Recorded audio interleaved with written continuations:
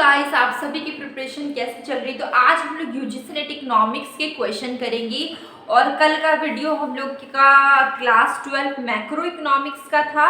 तो अभी हम लोग यूजीसी नेट इकोनॉमिक्स के क्वेश्चंस कर रहे हैं। तो देखिए यहाँ पे कुछ क्वेश्चंस, अगर आप इस चैनल में नए हैं तो आप ज़रूर से सब्सक्राइब करिए और बेल आइकन को प्रेस करिए। इससे क्या होगा, आने वाले सभी वीडियोस की नोटिफिकेशन आपको मिल जाएगी और कोई भी वीडियो आपका मिस नहीं होगा। तो चलिए स्टार्ट करते हैं।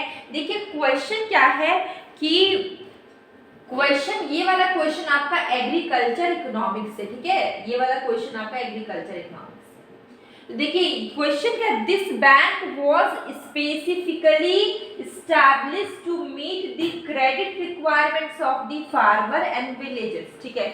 तो यहाँ पे देखिए कौन सा बैंक है जो कि आपको क्रेडिट देता है, किसको देता है, फार्मर्स को और विलेजर्स को, ठीक है, या फिर गांव में, ठीक है।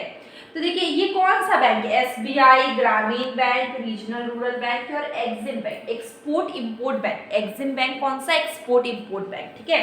देखिए हम लोग ने इसको बेसिक माइक्रो एग्रीकल्चरल में इस टाइप के क्वेश्चंस हम लोग ने थोड़ा बहुत किया हुआ है।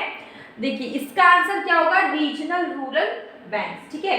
जो रीजनल रूरल बैंक्स है स्टैब्लिश, जिसको हम लोग आरआरबी में बोलते हैं, 1975 में आया और इसका पर्पस क्या था, डेवलप करना रूरल इकोनॉमी को by providing banking and credit facilities to rural areas, ठीक है।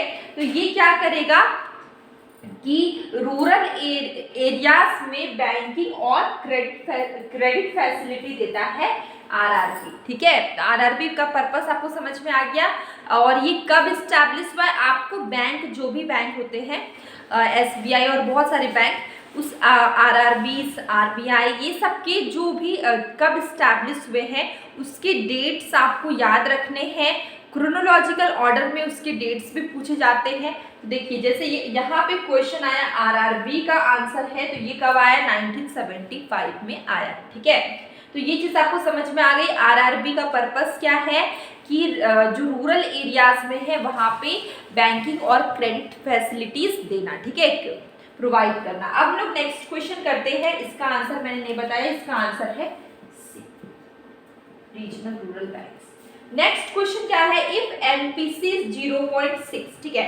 इस तरीके के क्वेश्चंस हम लोग ने बेसिक मैक्रो इकोनॉमिक्स में पढ़ा हुआ है। किसमें पढ़ा है, मैक्रो इकोनॉमिक्स में, ठीक है।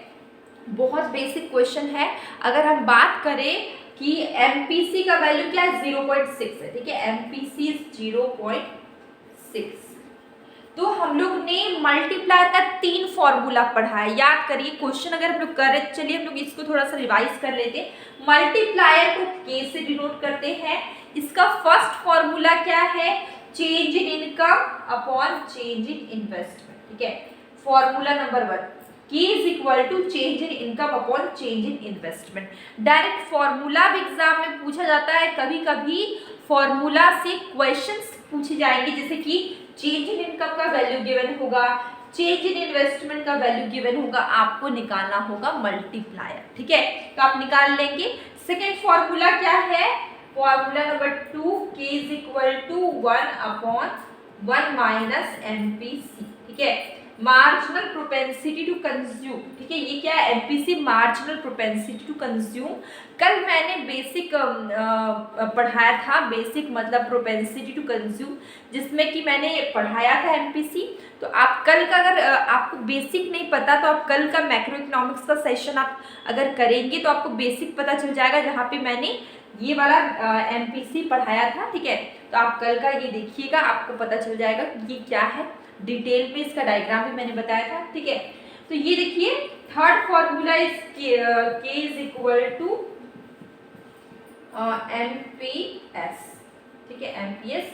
ये क्या, मार्जिनल प्रोपेंसिटी टू सेल, ये आपका थर्ड फॉर्मूला है। तो हमारे क्वेश्चन में ये वाला गिवन है एमपीसी 0.6। तो यहाँ पे देखिए K is equal to 1 upon MPC का वैल्यू क्या है, 0.6, ठीक है।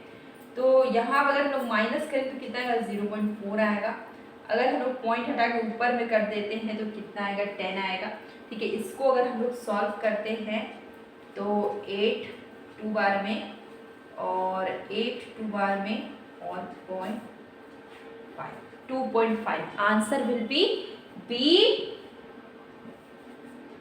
2.5। तो अगर आप इस वीडियो को देख रहे हैं तो आप कल का जो मेरा बेसिक मैक्रो इकोनॉमिक्स था उसको, जिसमें मैंने प्रोपेंसिटी टू कंज्यूम पढ़ाया था, उसको आप देखेंगे, थोड़ा सा डायग्राम आपको क्लियर होगा। ठीक है, डायग्राम से भी क्वेश्चंस आते हैं। तो ये जो सेशन है ये काफ़ी छोटा है। आपको अगर थोड़ा बड़ा सेशन चाहिए जिसमें कि ज़्यादा क्वेश्चंस आए तो प्लीज़ कमेंट बॉक्स में ज़रूर बताइएगा। और डेली मैं शॉर्ट वीडियो डालती हूँ जिसमें कि मैं क्वेश्चंस पूछती हूँ, तो आप उसका आंसर ज़रूर करें। अब हम लोग मिलेंगे कल एक न्यू वीडियो में। ठीक है, तो ये हमारा एक बहुत ही छोटा सा सेशन था। आपको कैसा लगा आप कमेंट बॉक्स में ज़रूर बताइए।